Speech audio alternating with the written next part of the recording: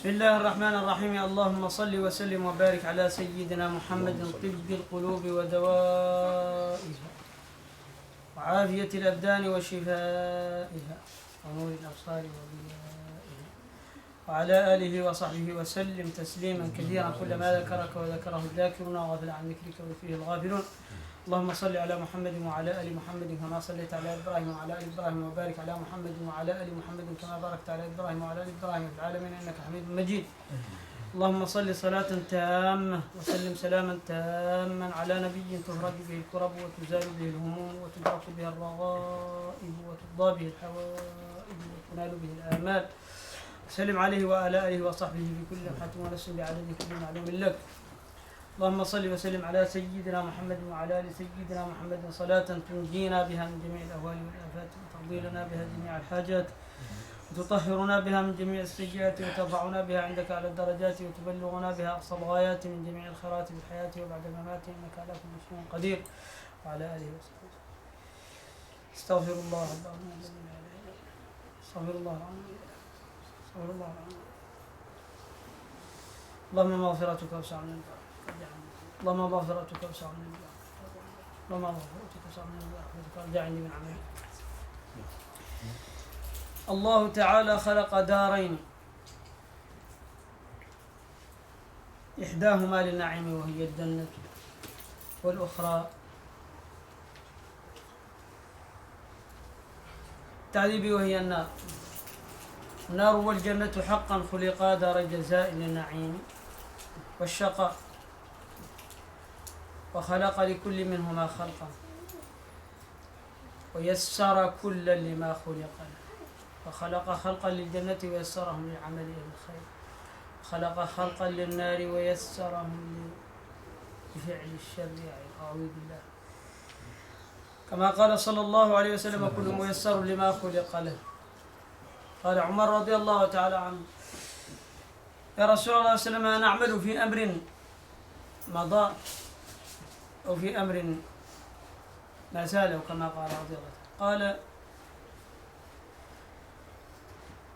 في أمر قد قدر أو كما قال صلى الله عليه وسلم أم قد انتهى وقدر. قال عمر رضي الله عنه ففيما العمل؟ قال اعملوا فكل ميسر لما خلق له.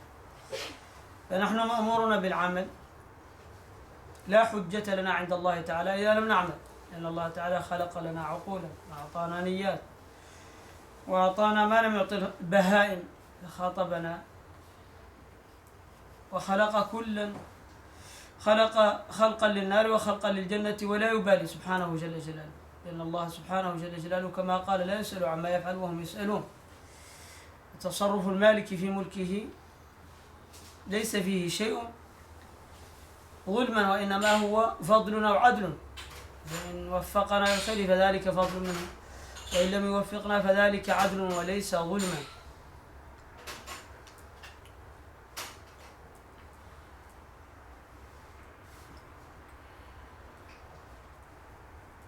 Bismillah. After praising Allah subhanahu wa ta'ala and sending multiple different salutations upon the noble messenger sallallahu alayhi wa sallam, the Shaykh, may Allah preserve him, said that Allah ta'ala has created two abodes. The abode of na'im and pleasure, and that is the abode of paradise, and the abode that is an abode of punishment, and that is the abode of hellfire or Jahannam. And each has its own group. Each has its own group. And so that and each are eased into that which they are created for.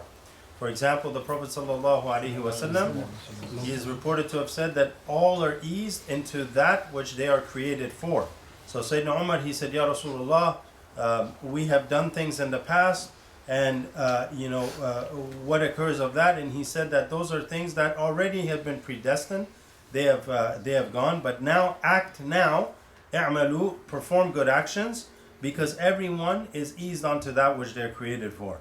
So Shaykh said when we act, Allah Ta'ala has commanded that we act, and not that we rely or say that we have a predestination, we have a qadr, therefore we don't do anything. But Shaykh said rather act, perform righteous actions, because we have been given intention, we have been given aql, we've been given intellect and a heart, and all these things that Allah Ta'ala has given us of capability.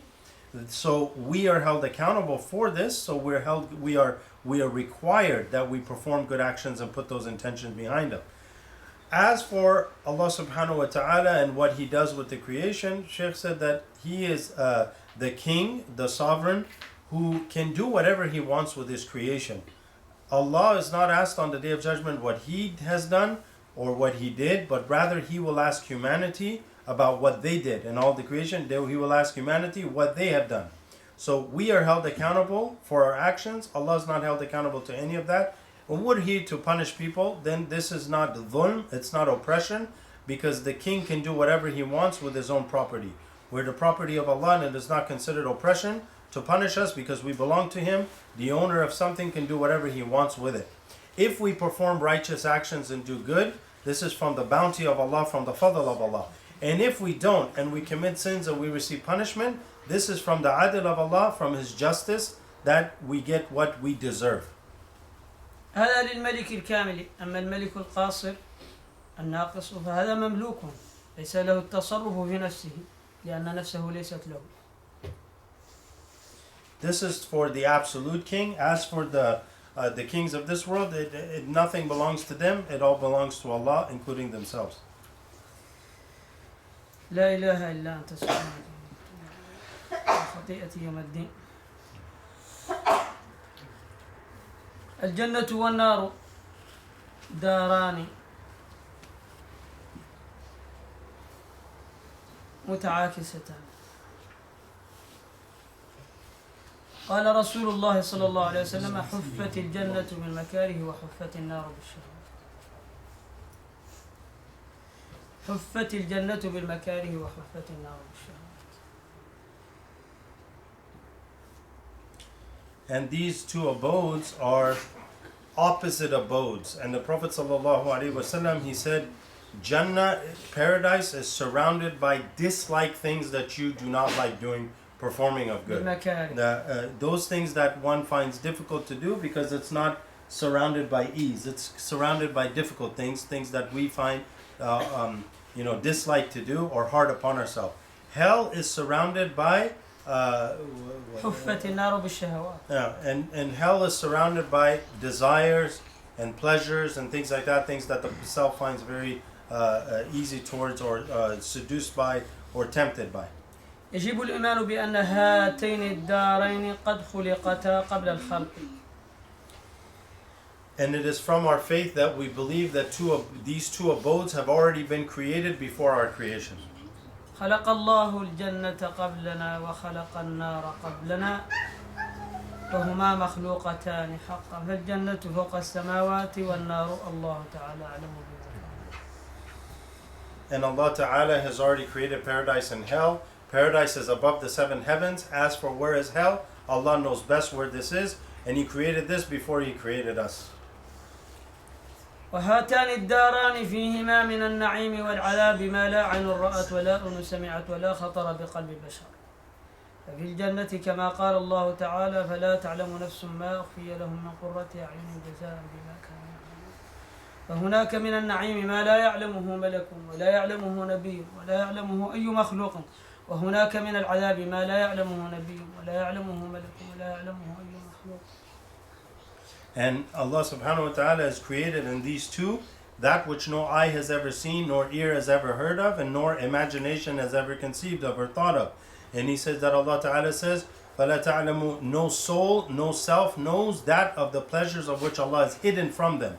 And Shaykh said that within Jannah and within hell are those things of pleasure and punishment which no prophet, no angel, or anyone other than Allah has knowledge of those. وللجنة 8 أبواب وللنار 7 أبواب. للجنة 8 أبواب وللنار 7 أبواب لكل باب منهم جزء مقسوم. And Jannah has 8 doors, hell has 7 doors, and in each they have a certain portion of which enter. وعدد أبواب النار على عدد أعضاء الإنسان 7 كأبواب الجحيم في العدد فرع جميعها وألزمها السدد ومن عصى بواحد منها فقد فتح بابا من وقيد قد وقع. قال الإمام سر أعضاء الإنسان التي تطيع وتعصي 7: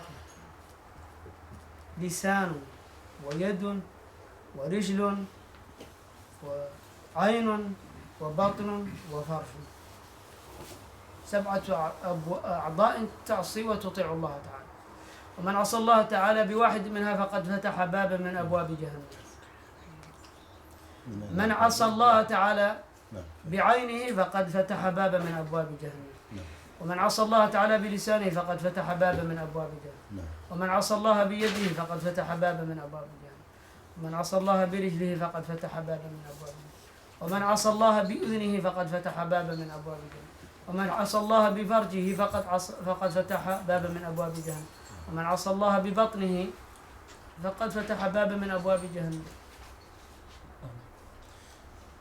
Shaykh said that in the 7 doors of hell, as it basically relates to the 7 limbs that the human being has, by which if they disobey Allah by any of these 7 limbs, each time you disobey by one of the limbs, one of the doors of hell open. So that if you disobey Allah with your eyes, then a door of hell opens for the eye. If you disobey Allah with the ears, hearing something haram or doing things wrong with it, then you open that door. And if you disobey Allah with your stomach, then you open up that door. Same with the private parts and the feet and the hands and all the other limbs.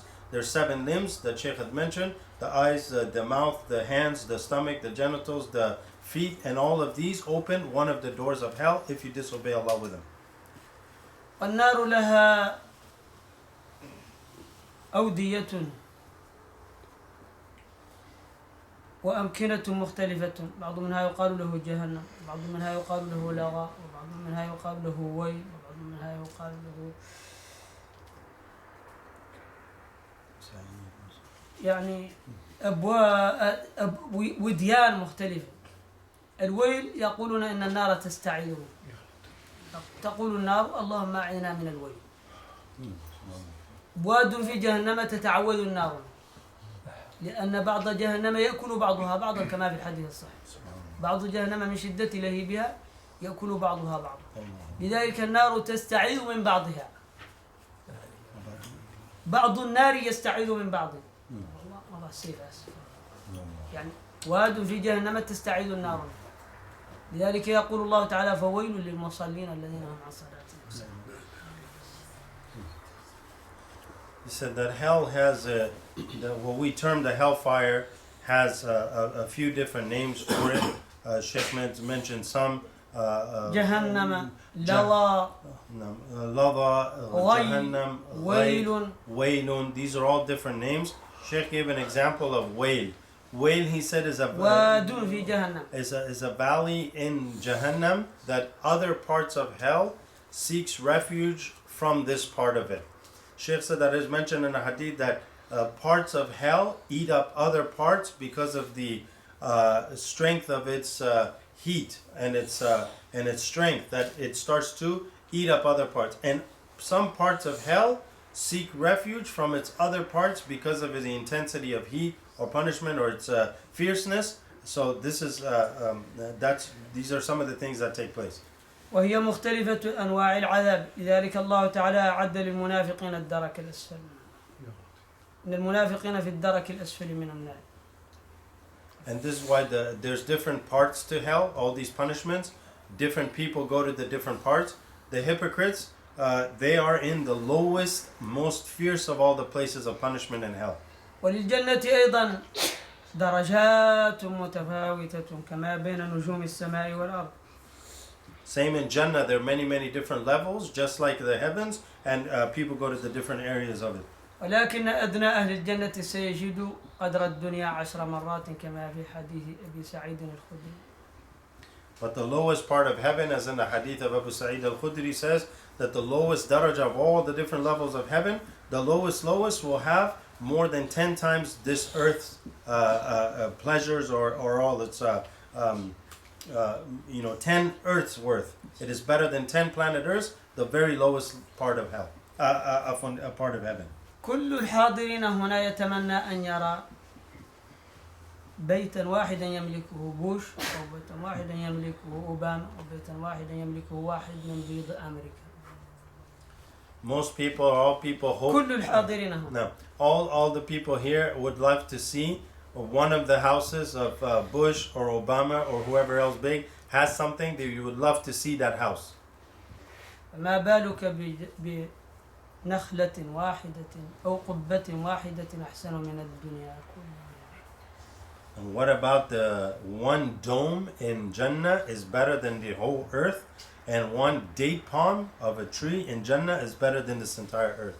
وكل ما في ذي الحياة أدنى من قبة بركعتين تبنى، فالعقل لا يدرك كنها ما ينال الامتثال بأقل الامتثال، أو ما يصيب العبد في ارتكابه أدنى معاصي الله من عقابه. فنخلة تغرس بالتسبيح لك أفضل مما كان قارون ملك، فهذه الدار متاعها قليل وذاك في كتاب ربنا الجليل. فلو جمعنا ما يرى من لذته للنفس فوق الكرة الأرضية ثم تزدناه بألف ألف ومئتي ألف وألف ألف لم يبلغ الأقل من أفراح تحصل في الجنة للأرواح. لو جمعنا ما يرى من لذة في هذه الدنيا كلها من الصين إلى أمريكا وزدناه بألف ضعف وألف ألف ضعف وملايين الأضعاف ما يبلغ أقل فرح يجده الإنسان في الآخرة. لا يبلغ أقل فرح، أقل فرح، أقل فرح مما يبلغه الإنسان في الدار الآخرة.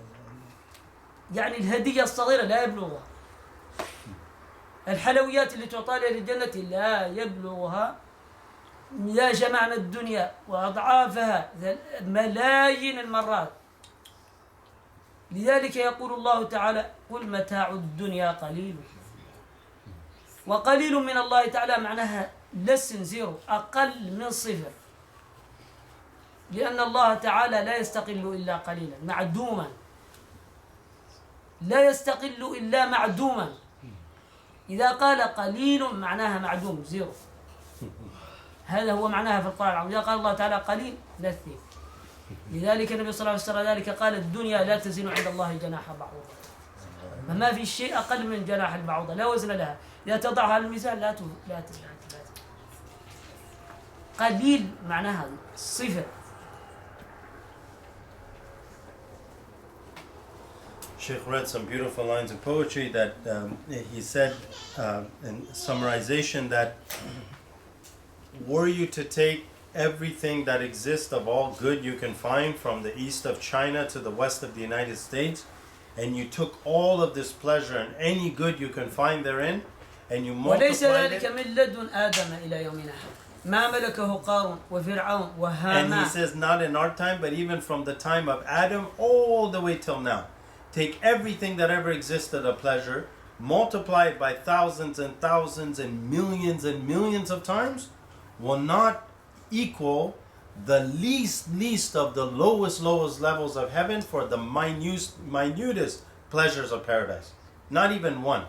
The least level of a gift you're given in Jannah is better than all of that by millions of times from Adam until now. He says, for this reason, Allah says, say, the enjoyment of this world is qaleel, is little. He says, when Allah says something is little, it means nothing. It has no weight. And that's why in the hadith it says that this world with Allah does not have more than the weight of the wing of a mosquito or fly with Allah. Meaning it's absolutely weightless. It has nothing with Allah. It has no weight. ولذلك يقول الله تعالى كما في سورة الزخرف ولولا أن يكون الناس أمة واحدة لجعلنا لمن يكفر بالرحمن لبيوتهم سقفا من فضة ومعارج عليها يظهرون ولبيوتهم أبوابا وسررا عليها يتكئون وزخرفا وإن كل ذلك لما متاع الحياة الدنيا والآخرة عند ربك للمتقين. لولا أن يكون الناس أمة واحدة لولا أن يكون الناس كفارا مطلقا لجعلنا لمن يكفر بالرحمن لبوش ورئيس الصين وفرعون وهامان، لجعلنا لمن يكفر بالرحمن لبيوتهم سقفا من فضة من ذهب وفضة ومعارج عليها يظهرون، سلم يطلعون، ولبيوتهم أبوابا وسرورا عليها يتكئون تمشي من الذهب والفضة. وإن كل ذلك قال الله تعالى وإن كل ذلك ليس ذلك إلا ما متاع الحياة الدنيا، هذا لا شيء، هذا عندنا لا يزن عند الله جناح بعوضة. لولا أن يكون الناس لولا بسبب لولا أن يكفر كل الناس لأعطينا الكفار كل الدنيا، يعني لولا أن قال لأن الدنيا لا تزن عند الله جناح. الدنيا يعطيها الله تعالى للبر وللفاجر، ولكن الآخرة لا يعطيها إلا لمن يحبه. لولا أن يكون الناس أمة واحدة لأعطينا الدنيا كلها للكفار، ما نترك شيئا منها للمسلم، لأنها ليست جزاء للأنبياء ولا للصالحين ولا للمتقين.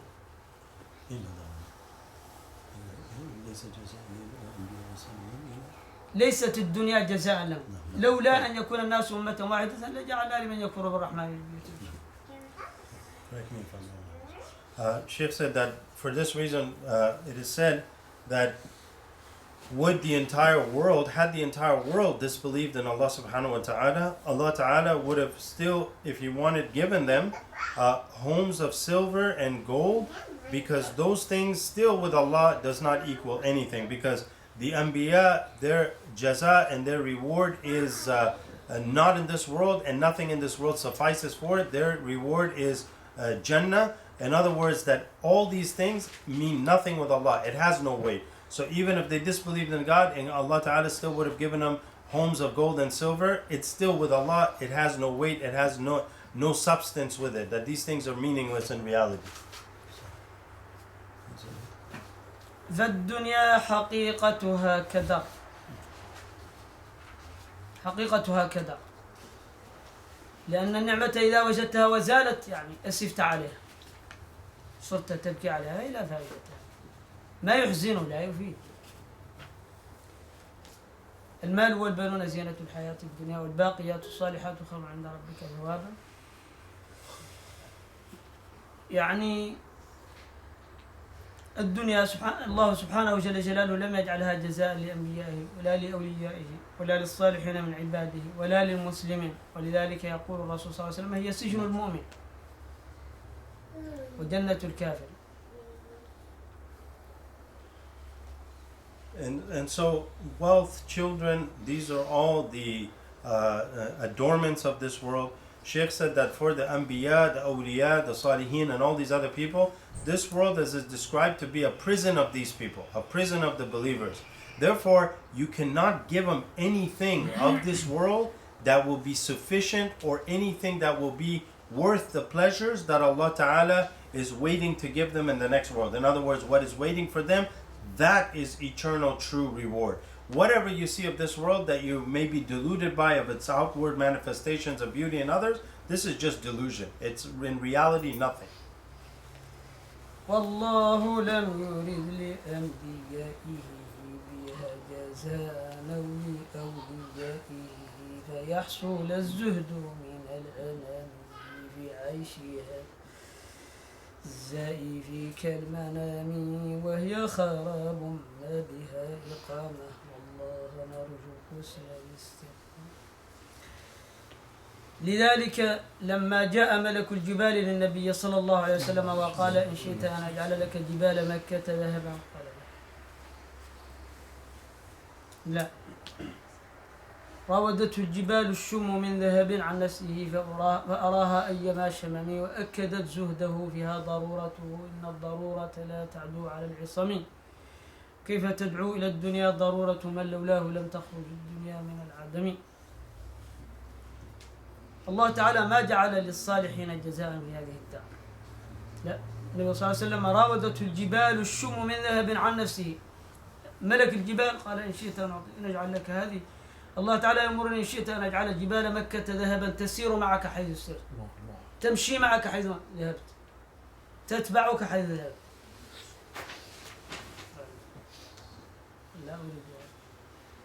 أريد أن أكون عبدا آكل يوما وأجوع يوما.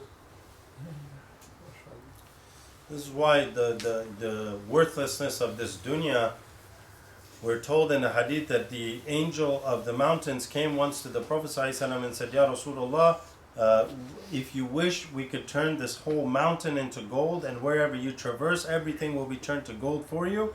And he refused, because Allah Ta'ala has not made the reward of the prophets something that is worthy of this world to be given to them. For that reason, the Prophet ﷺ had zuhud and had renunciation of it, and he said no to it. And he said, I like to be a servant that eats a day and fasts a day, that is hungry one day and satiated one day. وكان النبي صلى الله عليه وسلم ذات يوم جالسا متكئا على حصير. الحصير تعرف؟ نعم.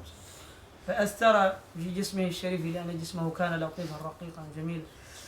فقال له عمر وهو متأثر: يا رسول الله صلى الله عليه وسلم، إن ملوك كسرى ينامون على الأسرة وهم ما فيه، وملوك الروم هكذا، وأنت يا رسول الله صلى الله عليه وسلم أثر في بدنك حصير. قال: ما لي وللدنيا. فقال: أو أنت في شك يا ابن الخطاب؟ يا عمر أنت في شك، أما ترضى أن تكون لهم الدنيا ولنا الآخرة؟ أنت في شك. For this reason, there's a story related that once the Prophet ﷺ was had been relaxing on his straw mat, and some of the traces were on him. And Sayyidina Umar, because the Prophet ﷺ, Shaykh said his body was very beautiful, gentle, and soft, so it had left some traces. And he said, Ya Rasulullah, the leaders of Rome, and the leaders of Persia, and these other people, they have these big, comfortable things that they have. Why don't we build you or make you one of those? And Rasulullah ﷺ, he responded to say, do you have a doubt, O son of Al-Khattab? Are you in doubt? Are you not pleased that we have Jannah and the Akhirah? We have this. Are you in doubt? So it showed his incredible asceticism. فمن علم الجنة ونعيمها لا يستريح للدنيا وفنائها. لا. من علم الجنة ونعيمها لا يستريح ولا ينظر إلى الدنيا. لا.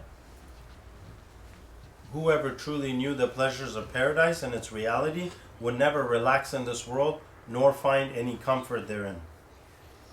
نخلة تغرس بالتسبيح لك أفضل مما كان قارون. نخلة واحدة في الجنة، شجرة واحدة في الجنة تغرس بالتسبيح لك بسبحان الله والحمد لله ولا إله إلا الله والله أكبر أفضل مما ملكه قارون مطلقا.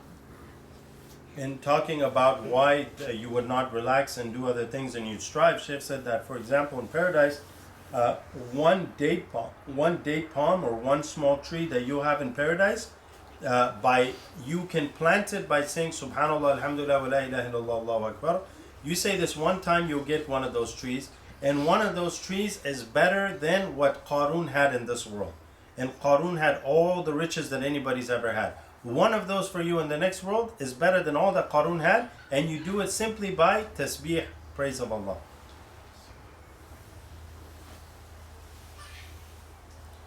العقل لا يدرك كنها ما ينال الامتثال بأقل.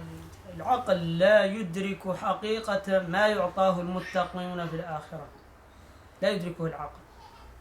لذلك قال الله تعالى: فلا تعلم نفس ثم شيء لا نبي أو ملك يعلمه أخفي لساعته. هناك شيء مخفي لا يعلمه إلا الله، لا يعلمه نبي ولا ملك من النعيم الدائم. And this is why the intellect, Allah Ta'ala mentions, cannot handle and is incapable of truly grasping the pleasures of the next world. And Shaykh said that there are things in paradise that no one can even imagine in this world. There's pleasures waited that no one can even imagine what it's like of greatness and pleasures. وفوق ذلك الرضا من الله سبحانه وتعالى. And even past that, سبحانه جل جلاله